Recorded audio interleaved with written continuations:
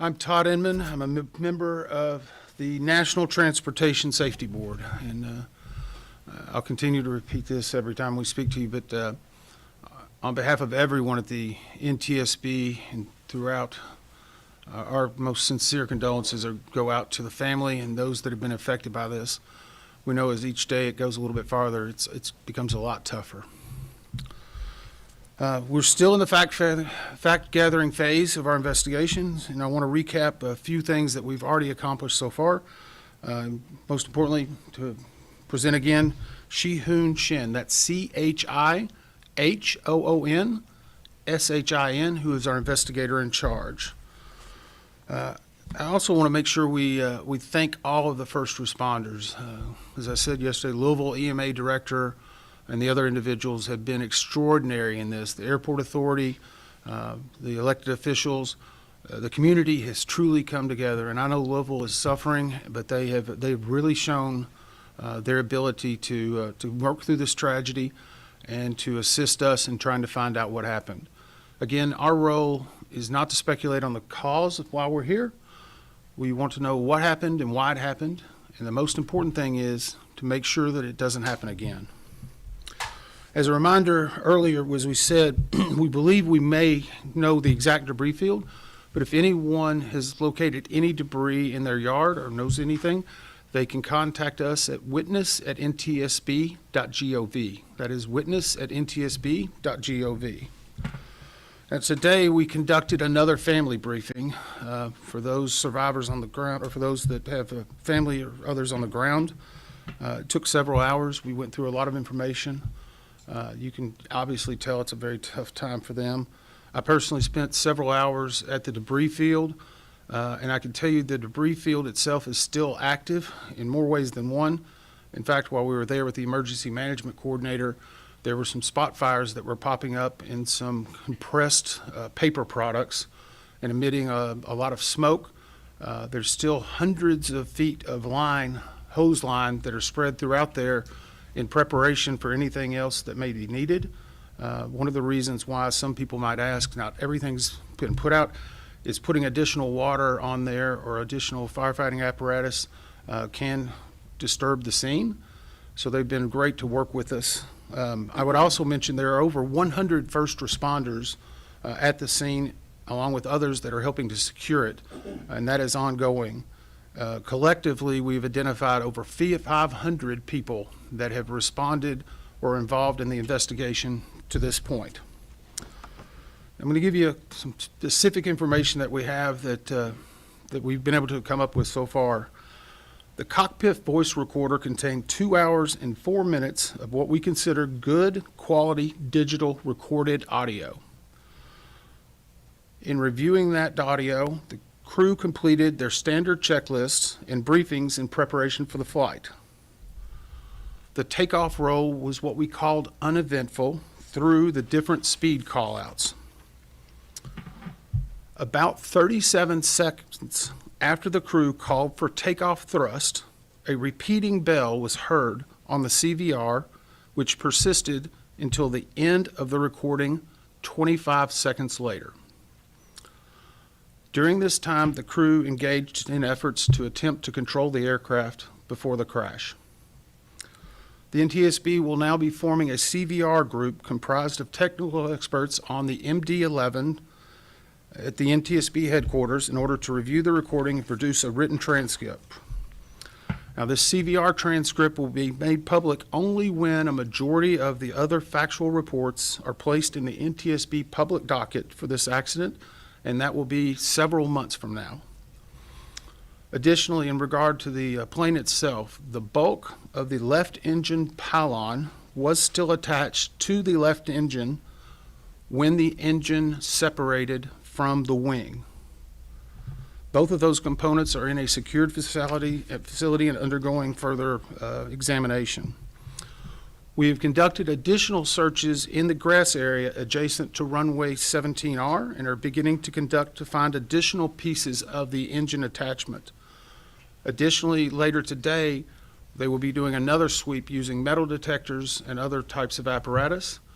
We have also completed a LiDAR scan of the topography, of the debris field, the airfield, and that is assisting us a lot with a lot of other technical equipment that's been brought in for aerial recreation. We also are utilizing the FBI in assisting us with making safe a number of potential hazards for our investigation. This is very normal in an aircraft investigation. There are a lot of things such as compressed bottles, fuel suppression, or fire suppression materials. Those have to be made safe before we can disturb some of those areas. Yesterday, they made safe approximately 1/2 of them, and we've identified what we believe to be over 30, so that process is still ongoing today. I can say today we have been working in a full operational cadence except for a short amount of time due to potential lightning around the field. The safety of everyone at the location and working on this accident is paramount. But even with that work going on, we still understand the importance of the recovery of those who are still missing, and we are making sure that we are identifying any areas that may have potential victims and making sure that we're trying to prioritize so that the coroner and the medical examiner can obviously do their work. As you may have seen, or you may not have seen, but we actually sent a tweet out about the last 30 minutes, and so I want to make sure we read that for you so you know. During yesterday's media briefing, the preliminary information we reported was that the FAA ADSB data indicated a GPS altitude of 475 feet. When considering how FAA ADSB data is reported, this equates to approximately 100 feet above ground level. This is what we consider to be the most accurate, but I will also say we're collaborating that or corroborating that with the data from the flight data recorder, which is still being validated and will take several days to be validated. Now, I am going to let you know this will be our final on-scene briefing for the media. We will continue to have team members here working on not only the investigation, but the additional work that needs to be done.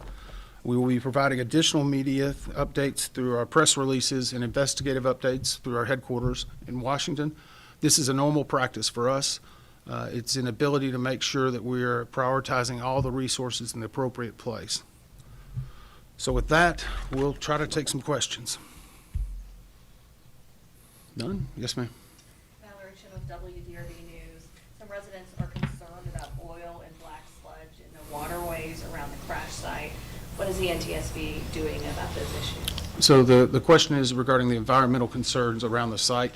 The NTSB does not investigate the environmental concerns around there, nor is it responsible for upkeeping it. I do know that the Kentucky Division of Water, the EPA, and other people are on site. They are actively working on that. They're cognizant. I know the emergency management coordinator has mentioned this several times, but it's not really in the lane of the NTSB investigation for us to even speculate. Tom? Mr. Inman, can you talk more about the alarm bell that was heard in the cockpit prior to the crash? Any idea what that alarm was? Well, I said that there was a persistent bell. We need to take that FDR data as well to be able to, because there can be numerous different types of alarms and what they may mean. Obviously, we have a working theory right now, and we're trying to validate that against the FDR. That, with the corroborating evidence in regard to the video that we have, is obviously leading us to, we know that there was a fire occurring. But the call out and the alarm could also be a mixture of several different things. So I don't want to speculate too far. The FDR data and the examination by the groups on that will give us a lot more granularity and be able to help paint a better picture. Yes, sir. I just want to get some clarity on the timeline of events. So you said 37 seconds into the plane moving was when the alarm bell took off, right? Yes. Okay. So the remaining... Sorry, his question was, at 37 seconds, that's when the first repeating bell, I'm not using the word alarm, repeating bell. So how much time in the seconds that followed did the pilots have to react? So the question was, how much time did they have to react? Well, again, the recording lasted until 25 seconds after the initial persistent bells. That was the end of the recording. We believe that right now that the end of the recording was the final point of impact. But you also have to remember we need to go back and look at FDR data, which could have some other factors. There's over 400 data sets in the flight data recorder, which will tell us additional information. Obviously, these have some power supply redundancies, but at some point, there's just no other information to feed into it. So we provide that just to give you a timeline, but it is not the exact framing of when the accident occurred and how it occurred. Yes, sir.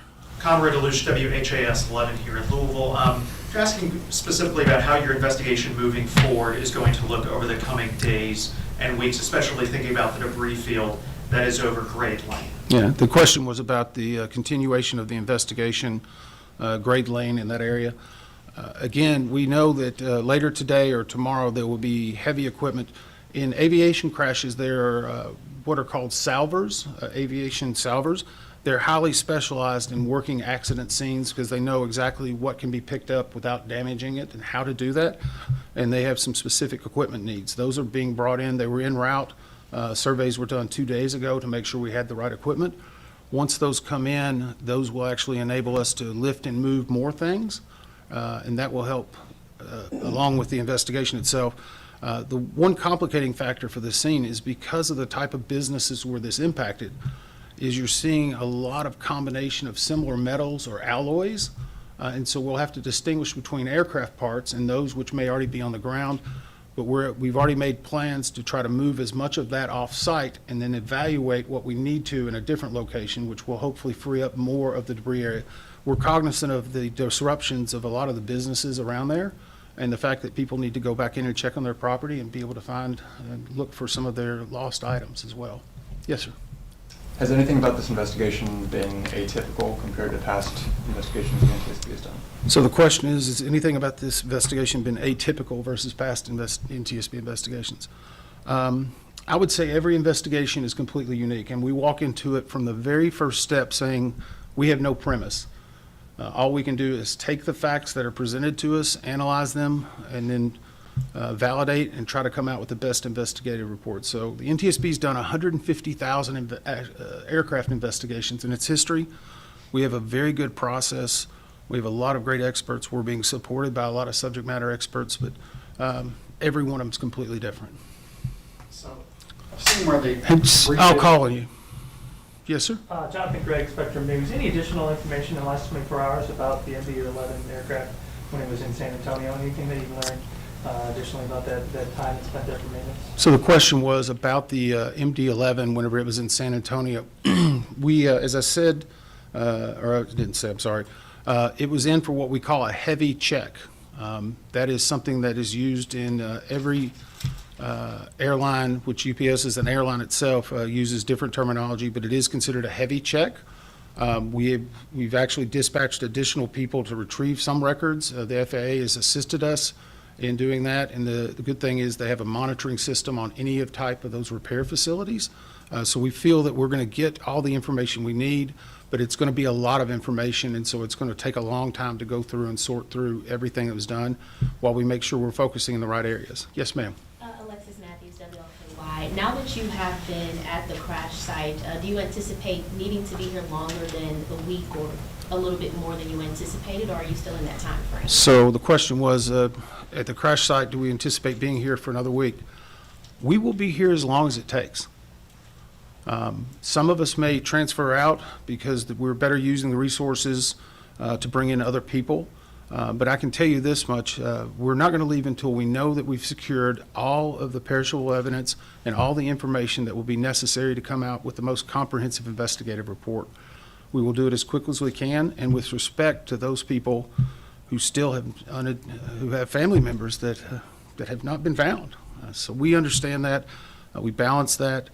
We also have to monitor fatigue for a lot of people, so we may rotate through some people. And I know one of the other things that happens is it's sometimes helpful, new sets of eyes open up different opportunities for us. So the good thing is we have a good cadence, and we're working on that cadence to make sure we're doing as efficiently as possible, but more importantly, making sure we're doing everything that's necessary. Anybody else? Yes, sir. Yes, Jonathan again from Spectrum News. And going off of that, is the NTSG here until all of the missing persons are found, or does that search get ultimately transferred if that happens, if it comes to that point? So the question is, does the NTSB stay until all of the victims are found? Our role is not the victim recovery. That is being handled by the local authorities. They're doing an excellent job with everything they can. Our job is to collect the perishable evidence associated with this aviation crash, find out what happened, why it happened, and to prevent it from the future. That's probably it. Any other questions? Yes, sir. Anything else you can tell We're us? going to do two more, by the way, and that's going to be it. Any other details you can share about your findings surrounding the left engine, the age, the service record, anything like that? Anything else about the left engine? Other than the physical characteristics I said that we have recovered and the other parts that we're looking for, there's not anything specifically more that we can share. I do know that the job cards, which take care of the instructions of how things are done and in what stood up in order, those have been given to us. So our people are looking at it. And I can also indicate we've requested from UPS an exemplary aircraft.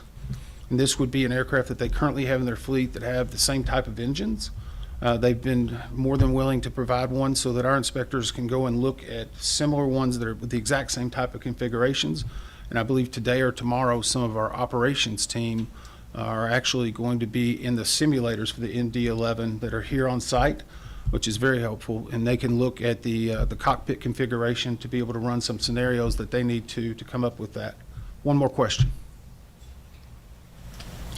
I guess based on what is the significance of the left engine being attached to the pylon? Can you just explain that in layman's terms, what that would mean in the investigation? The question is in regard to the left engine being attached to the pylon. With the video evidence that we have and what we've been able to see, we know that that area needs to be an area of focus. By letting you know that the pylon is still attached, or let me clarify, the pylon was attached at the time that it disengaged from the aircraft.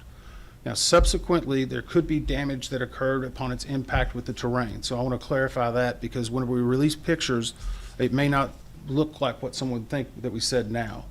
But that is significant to us because it lets us move the focus into other areas. It also allows us to do, in our laboratory in DC, we have metallurgical analysts, and we do a lot of very specific analyzation of that data. So we need to try to figure out, and I think the question yesterday is how much of the airplane we put back together. This is an area based upon the video evidence we have that we know we need to focus, but it won't be the sole focus.